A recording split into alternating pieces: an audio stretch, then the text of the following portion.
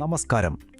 ജീവിതത്തിൽ സന്തോഷം കിട്ടുന്നത് ഒരു ലോട്ടറി അടിക്കുന്നത് പോലെയാണോ, അതോ അത് നമുക്ക് തന്നെ ഉണ്ടാക്കിയെടുക്കാൻ പറ്റുന്ന ഒന്നാണോ? കാൾ ബി ബാർണിയുടെ സന്തോഷ പരീക്ഷണം എന്ന കിടിലൻ ആശയത്തെക്കുറിച്ചാണ് നമ്മളിന്ന് സംസാരിക്കാൻ പോകുന്നത്. നമ്മളെല്ലാവരും എപ്പോഴെങ്കിലും ഒന്ന് ഓർത്ത് നോക്കിയിട്ടുണ്ടാവും അല്ലേ? എങ്ങനെയാ ചിലർക്ക് മാത്രം എപ്പോഴും ഇങ്ങനെ സന്തോഷമായിട്ടിരിക്കാൻ പറ്റുന്നത്? അത് വെറും ലക്ക് കൊണ്ടാണോ, അതോ അതിൻ്റെ പിന്നിൽ വേറെ എന്തെങ്കിലും സീക്രട്ടൊക്കെ ഉണ്ടോ? ആ ഒരു ചോദ്യത്തിൽ നിന്നാണ് നമ്മൾ തുടങ്ങുന്നത്. ശരിക്കും സന്തോഷത്തിന് രണ്ട് വഴികളുണ്ടെന്ന് പറയാം. ഒന്ന്, നമ്മളെ പുറത്തേക്ക് നോക്കിയിരിക്കുന്നത് എപ്പോഴെങ്കിലും ഭാഗ്യം വരും, എല്ലാം ശരിയാവും എന്ന് കരുതി. പക്ഷെ അങ്ങനെ എന്തെങ്കിലും കിട്ടിയാൽ തന്നെ അത് പെട്ടെന്ന് പോവും. എന്നാൽ രണ്ടാമത്തെ വഴിയുണ്ട്.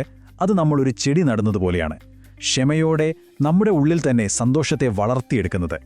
ഈ രണ്ടാമത്തെ വഴിയെക്കുറിച്ചാണ് നമ്മൾ കുറച്ചുകൂടി ഡീപ്പായിട്ട് നോക്കാൻ പോകുന്നത്. അപ്പോൾ സന്തോഷം എന്നത് എപ്പോഴോ സംഭവിക്കുന്നൊരു മാജിക് ആണെന്നുള്ള ചിന്ത നമുക്ക് മാറ്റിവെക്കാം. പകരം അത് നമ്മുടെ തീരുമാനങ്ങളിലൂടെ, നമ്മൾ ചെയ്യുന്ന ഓരോ കാര്യങ്ങളിലൂടെ നമുക്ക് തന്നെ ഉണ്ടാക്കിയെടുക്കാൻ പറ്റുന്ന ഒന്നാണെന്ന് ചിന്തിച്ചു തുടങ്ങാം. അപ്പോൾ ഇവിടെയാണ് കാൾ ബാർണിയുടെ സന്തോഷത്തിൻ്റെ പരീക്ഷണം എന്ന ഐഡിയ വരുന്നത്. സംഭവം വളരെ സിമ്പിളാണ്. നമ്മുടെ ജീവിതം ഒരു ലാബാണെന്നങ്ങ് സങ്കല്പിക്കുക.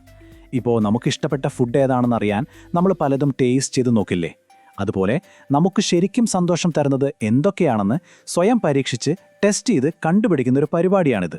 അത്രയേ ഉള്ളൂ. ഈ ഒരു വാചകം വളരെ പവർഫുൾ ആണല്ലേ? സന്തോഷം എന്ന് പറയുന്നത് എവിടെയോ ഇരിക്കുന്ന ഒരു നിധിയല്ല, അത് നമ്മൾ ഓരോ ദിവസവും ചെയ്ത് അനുഭവിച്ച് ജീവിച്ച് തീർക്കേണ്ടതൊന്നാണെന്നാണ് ഇത് നമ്മളെ ഓർമ്മിപ്പിക്കുന്നത്. ഇതിൻ്റെ അർത്ഥം എന്താണെന്നറിയോ? ഇതിൻ്റെ ഫുൾ കൺട്രോൾ നിങ്ങളുടെ കയ്യിലാണ്. നിങ്ങളുടെ ഈ ലൈഫ് എന്ന ലാബിൽ സയൻറ്റിസ്റ്റും നിങ്ങൾ തന്നെ, പരീക്ഷണങ്ങളും നിങ്ങളുടേത് തന്നെ. ഓക്കെ, ഐഡിയ കൊള്ളാം. പക്ഷേ ഇതെങ്ങനെയാണ് നമ്മൾ പ്രാക്ടിക്കലായിട്ട് ചെയ്യുക? നമ്മുടെ ജീവിതത്തിൽ ഇതെങ്ങനെ വർക്കൗട്ട് ആക്കും? അതിനു വേണ്ടിയിട്ട് ഒരു 7 സ്റ്റെപ്പുള്ള ഒരു ആക്ഷൻ പ്ലാനുണ്ട്. ഒരു സയൻറ്റിസ്റ്റിന് ലാബിൽ ഓരോ ടൂൾസ് ഉള്ളതുപോലെ ഇത് നമ്മുടെ സന്തോഷം കണ്ടുപിടിക്കാനുള്ള ഒരു പേഴ്സണൽ കിറ്റായിട്ട് കൂട്ടിക്കോ. ഏതൊരു നല്ല കാര്യത്തിനും ഒരു സ്ട്രോങ് ഫൗണ്ടേഷൻ വേണം. അതാണ് നമ്മുടെ ആദ്യത്തെ 2 സ്റ്റെപ്പുകൾ. ഒന്നാമതായി, സന്തോഷം എന്ന് നിങ്ങൾ പറയുമ്പോൾ നിങ്ങൾക്ക് അതുകൊണ്ട് ശരിക്കും എന്താണ് ഉദ്ദേശിക്കുന്നത്? നിങ്ങളുടെ വാല്യൂസ് എന്തൊക്കെയാണ്? അത് കണ്ടുപിടിക്കണം.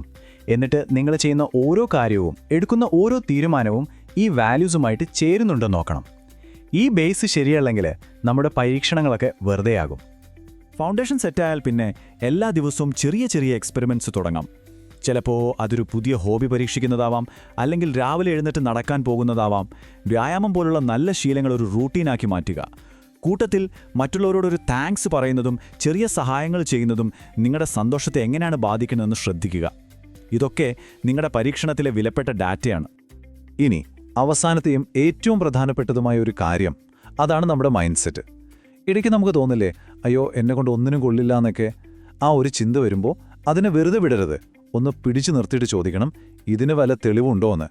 പിന്നെ ഓരോ ആഴ്ചയുടെയും അവസാനം ഒരു സയൻറ്റിസ്റ്റ് ലാബ് റിപ്പോർട്ട് നോക്കുന്നത് പോലെ, ഓക്കെ, ഈ ആഴ്ച ചെയ്ത കാര്യങ്ങളിൽ ഏതൊക്കെ വർക്കായി, ഏതൊക്കെ വർക്കായില്ല എന്ന് നമ്മൾ തന്നെ ഒന്ന് റിവ്യൂ ചെയ്യണം. എന്നിട്ട് വേണം അടുത്ത സ്റ്റെപ്പ് വയ്ക്കാൻ. അപ്പോൾ ഇത്രയും നേരം നമ്മൾ സംസാരിച്ചതെന്ന് ഓർക്കേണ്ട ഏറ്റവും പ്രധാനപ്പെട്ട കാര്യം ഇതാണ്. സന്തോഷം എന്ന് പറയുന്നത് പുറത്തുനിന്ന് ആരും നമുക്ക് കൊണ്ടുതരുന്നൊരു സാധനമല്ല. അത് കണ്ടുപിടിക്കാനുള്ള എല്ലാ ടൂൾസും നമ്മുടെ കയ്യിൽ തന്നെയുണ്ട്.